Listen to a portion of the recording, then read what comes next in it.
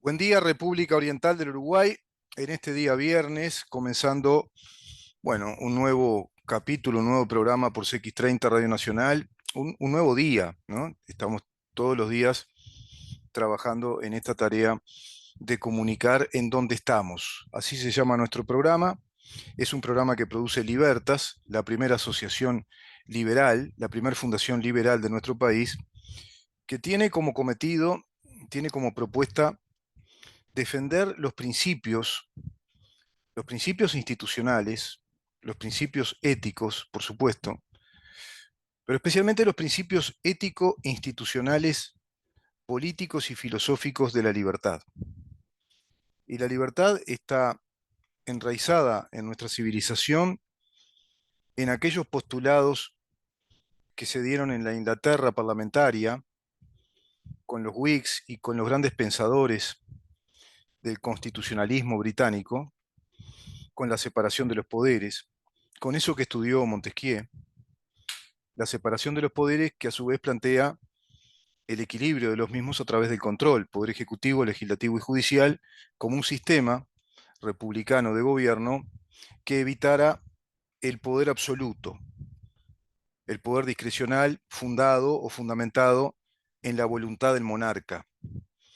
Eso eran las monarquías absolutas o el absolutismo monárquico que cayó en Europa con mucha dificultad para con las democracias nacientes.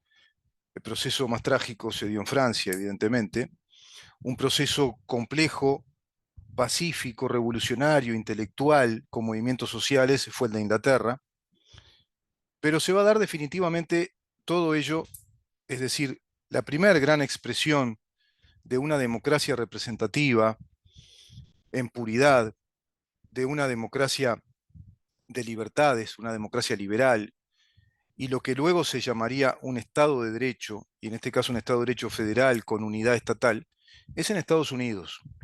Estados Unidos es el país que manifiesta históricamente el primer gran modelo democrático, representativo y republicano por excelencia y en puridad, porque nace así.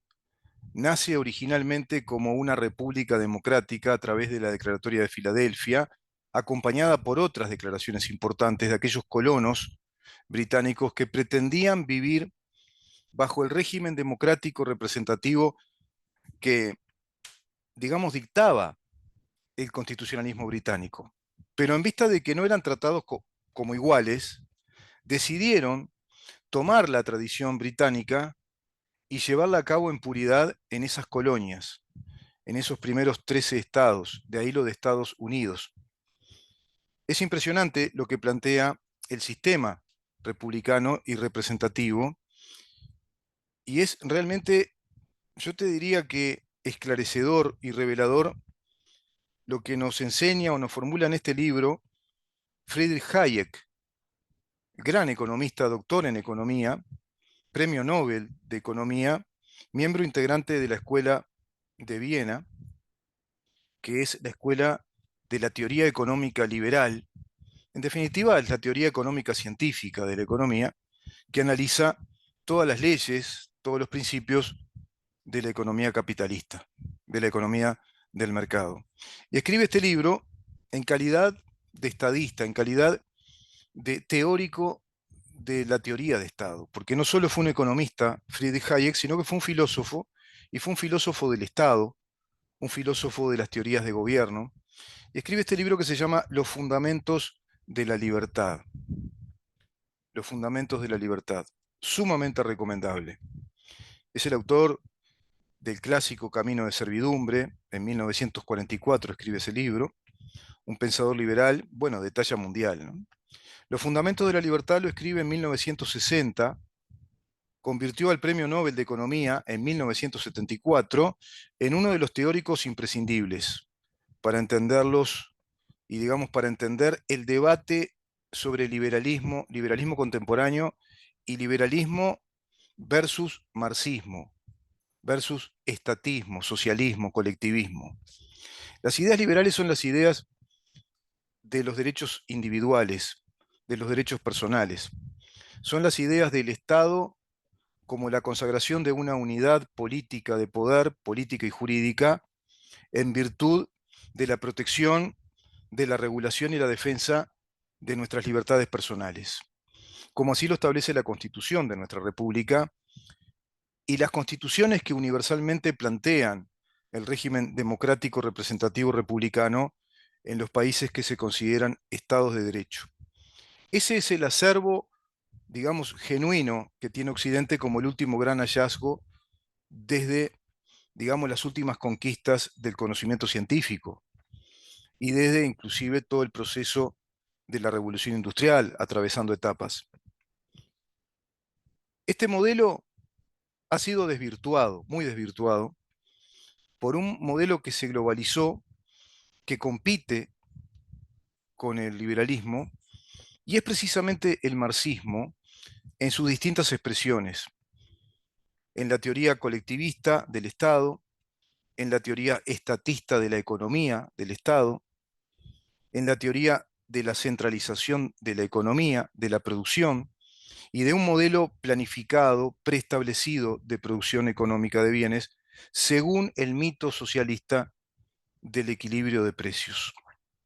Compite fuertemente con el modelo liberal instalado en las cartas constitucionales de nuestros estados a partir de esos procesos de independencia y emancipación como unidades nacionales. ¿Y qué dice Hayek respecto a lo que significa todo esto y qué es una constitución para un Estado constitucional de derecho? Bueno, la constitución es nada más y nada menos que el instrumento que nos protege en nuestros derechos. Coincide con Hans Kelsen en cuanto a que es la norma que fundamenta y da origen a la validez jurídica del resto de las normas. Por ende, existe un orden jurídico. Nuestro Estado, si es un Estado de derecho, responde a un orden jurídico y ese orden jurídico está concebido, está constituido, está delineado por la Constitución. Así el concepto de Constitución llegó a alcanzar, bueno, íntimamente el enlace con el gobierno representativo en el que los poderes del cuerpo de representantes estuvieran estrictamente circunscriptos por el documento que los determinase, explica Hayek en la página 269 de la edición de Los Fundamentos de la Libertad por Alianza Editorial, por ejemplo. Y luego dice, la fórmula de que todo el poder deriva del pueblo se refería no tanto a la periódica elección de representantes, como al hecho de que el pueblo organizado en asamblea constituyente tiene el derecho exclusivo de determinar los poderes de la legislatura representativa. ¿Qué nos está diciendo Hayek acá? Que la Constitución, como el documento fundamental, como el documento supremo, es decir, como documento jurídico, legal y político supremo de una nación, proviene de esa Asamblea Nacional Constituyente en la cual el soberano, es decir, el pueblo eligió a sus representantes para constituir esa gran Asamblea Nacional Constituyente que iba a formular, iba a escribir esa carta fundacional, esa carta constitucional. Eso es una constitución.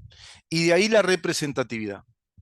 La representatividad está en el hecho primero, original, del pueblo designando a sus representantes como los más capacitados para elaborar, para escribir, para consignar una constitución que definiera cuáles van a ser las características de ese Estado, cuáles van a ser las características y la naturaleza del poder que va a tener ese Estado, que va a ser evidentemente la unidad de autoridad para con esa sociedad en el curso del tiempo.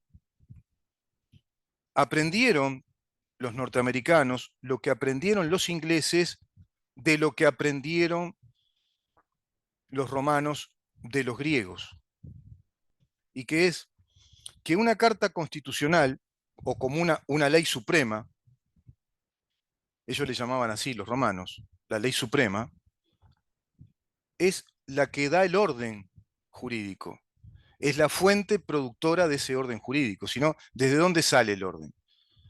¿Cómo concebís un orden de convivencia, un orden de normas, la jerarquía que deben tener esas normas? Es decir, hay normas que están por encima de otras, una norma de menor jerarquía no puede derogar una norma de mayor jerarquía. ¿Qué es una norma de mayor jerarquía respecto a una norma de menor jerarquía? ¿Qué son las leyes que tienen efectos generales, las leyes generales y universales, y qué son las leyes especiales? ¿Qué diferencia hay entre un acto administrativo y una ley? ¿Qué es una ley de orden público y qué es una ley común que no es de orden público? Todo eso lo establece una carta constitucional, es decir, un documento jurídico que te dice cómo tenés que organizar a tu país. Y además dice, cada uno de los funcionarios que integren los poderes que se escriben en esta Constitución, vale decir, poder ejecutivo, el poder legislativo y el poder judicial, deberán, en rigor, cumplir con las funciones y las competencias que esta Constitución les atribuye a esos poderes. Es decir, les confiere, les provee.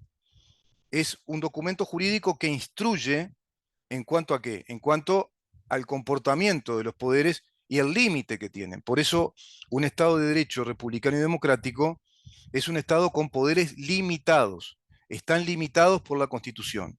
Se debe hacer lo que la Constitución dice. De ahí, con perfección jurídica, manifiesta el teórico Hans Kelsen, que la Constitución es la fuente hipotética de valor jurídico de la norma. Es la hipótesis fundamental. Es decir, es como la gran hipótesis, como en la ciencia, una hipótesis que te dice cómo funcionan las cosas. Bueno, la Constitución es eso. Es el ordenador, es el disco duro de la computadora que tiene toda la información de cómo debe funcionar esa computadora. Te dice cómo está ordenada la casa, cómo tenés que ordenar y hacer funcionar las piezas de esa casa que es nuestro Estado de Derecho. Y en tanto eso, te dice los poderes son limitados.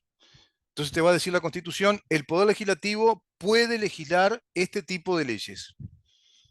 Este tipo de leyes pueden ser derogadas de esta manera, pueden ser derogadas total o parcialmente. Hay mecanismos, es decir, hay un aspecto formal de la legislación que debe cumplir en rigor y hay un aspecto sustancial que debe cumplir en rigor.